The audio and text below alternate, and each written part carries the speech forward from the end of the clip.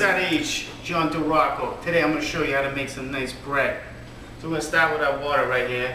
I do about a cup and 3/4 and then a tablespoon. That should cover it. Make sure it's lukewarm too. You don't want it too hot and kill the yeast. You don't want it too cold. It'll take forever to rise. So we have the salt measured out 2 teaspoons right in the water. We have the olive oil. I like to use extra virgin olive oil, 2 tablespoons. Some people use sugar. I use nature's sweetener, all natural honey. You want to use 1 tablespoon of honey.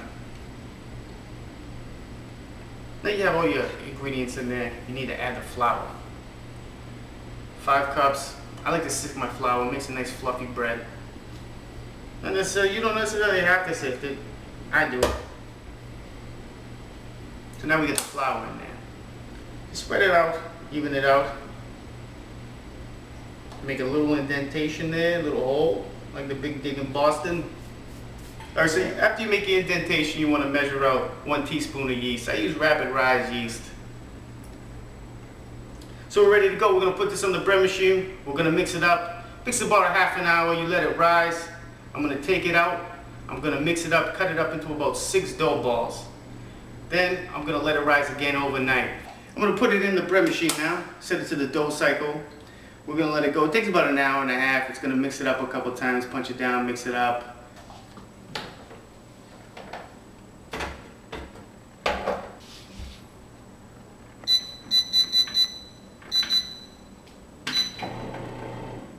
Here we go. It's going to mix it up. You can see it. Now I got to eye it for at least 10 minutes, 15 minutes. If it's too hot and this whole thing's cranking, you're going to have to throw a little more water in there. If it's just not coming together and it looks like mush, like a piece of mozzarella melted, you got to put a little more flour in there and get it together. So we let it ferment overnight. You take it out of the fridge at least 3 hours before you're going to use the dough. You don't want it cold at all. You want it at room temperature. Look at that. It's like a balloon.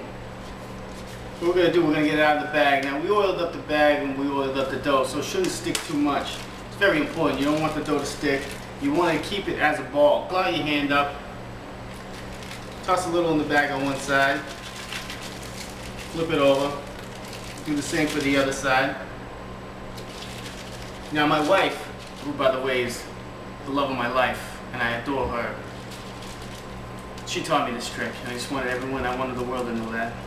So we take it out, we're going to put it right down, there you go. And just make sure your surface is nice and floured.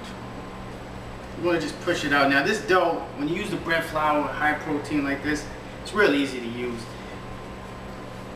You're going to pick it up, you can stretch it out. So we got ourselves a nice little piece of bread now.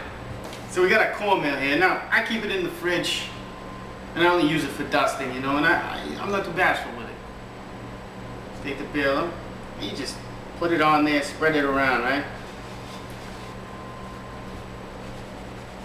That's what you want. Since we're making a nice little flatbread, we're going to take the oil, we're just going to spread it on there like so, you know? And take your fingers. This is the part I like, you know, just get your hands dirty.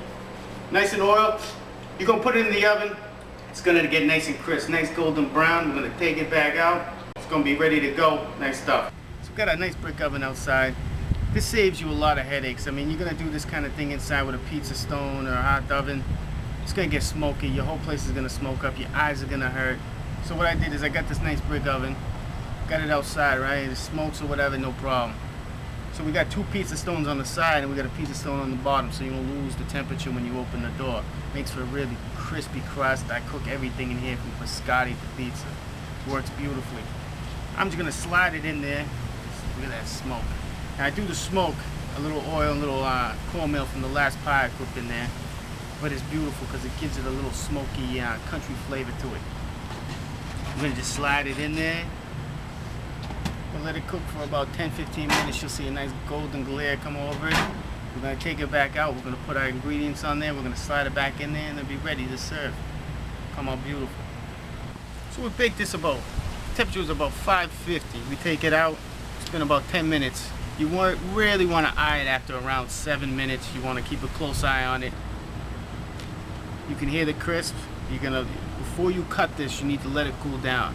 It's very important when you take it out with the ingredients already on there. Let it cool down, or you're gonna make a mess. When it cools down, take a pizza cutter or a nice perforated knife that you cut bread with, and just cut that bad boy in a couple pieces, and it's ready to serve.